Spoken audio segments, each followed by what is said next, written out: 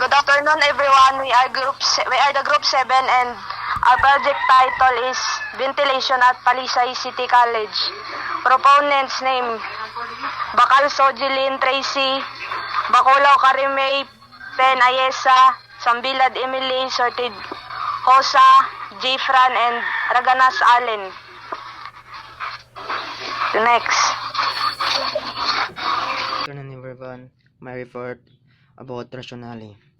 First, monitoring absenteeism rates can provide valuable insight into the impact of inadequate ventilation on student attendance and well-being.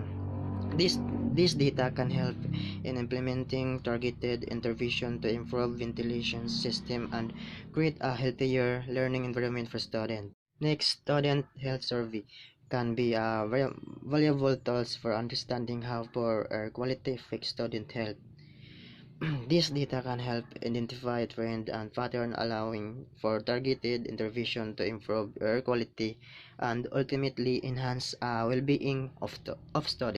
Next, feedback from teacher and staff. By gathering feedback from teacher and staff, school administrator can better understand the impact of indoor air quality on the well-being and performance of individual in the building.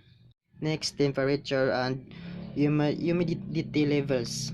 Temperature control is important because extreme temperature can affect student concentration, comfort, and overall well-being. Is a classroom is too hot or too cold, student may struggling to focus on their lesson and may become terrible or fatigue. On the other hand, maintaining a comfortable temperature can help students feel more relaxed and engaged in their learning. So for the executive summary, inadequate ventilation in educational settings can significantly impact student health, concentration, and academic performance. So lack of ventilation can lead to respiratory issues because there some students are allergies to lack of the air and fatigue, and also can spread illness. It is also reduce focus, increase drowsiness, and impact cognitive function. So therefore, school must prioritize indoor air quality and ventilation to create a conducive learning environment that promotes health, well-being, and academic success.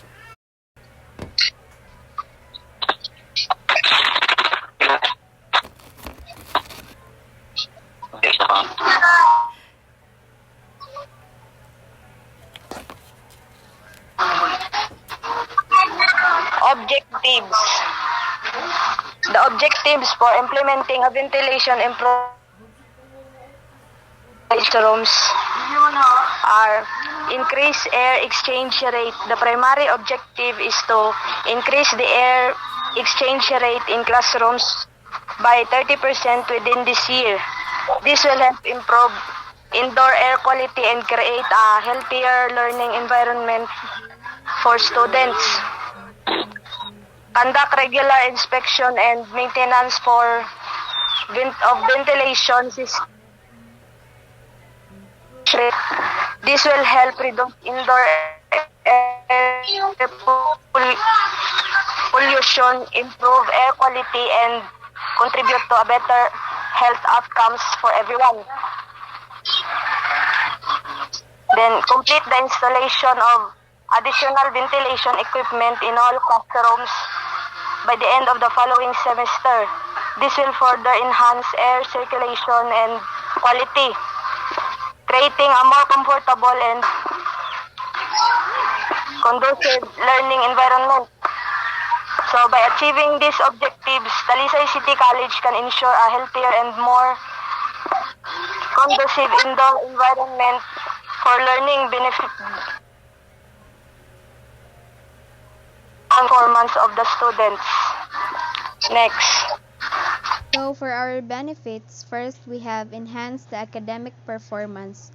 Proper ventilation can promote students' concentration, focus, and cognitive function, leading to enhanced academic performance and learning outcomes. Second, Second, enhance health and well-being. Proper ventilation helps minimize indoors air pollutants, encouraging better health and well-being among students and staff. Absenteeism. Addressing ventilation concern can help minimize the spread of illness and reduce absenteeism among students and staff, resulting in a healthier and more consistent learning environment. And last, we have sustainable learning environment. Implementing proper ventilation system not only benefits current students but also adds to the long-term sustainability and health of the educational facility, having a positive impact for future generation. Next, Project cost. Installation and miscellaneous 20,000. Materials, so 30,000 among naka. And then the price of each selling fan is 375. Then will install a selling fan. Each room has 4 selling fan. Then the total materials are 30,000. Labor 15,000.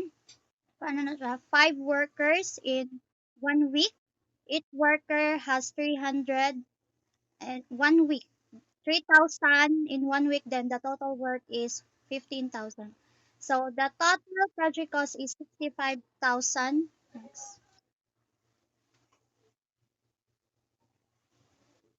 Next day. Source of funds, local government, municipal budget, annual budget of Talisay City, provincial government support, funding from the Cebu provincial government. So school funds, alumni donations, school fees, and miscellaneous fees. Next. Project timeline. Phase 1, week 1 and 3. We have preparation and planning. So, conduct initial assessment of student room ventilation needs. Give the technical details and requirements for the purchase. Get the required permissions and authorization before installing. Phase 2, week 3, approval of funds. Sending a letter of funds, approving funds.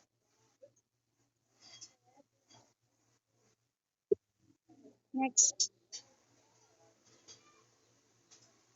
Next daw. Phase 3, week 4, purchasing material, canvassing materials, purchasing the material that is needed. Phase 4, week 5, installing the ventilation.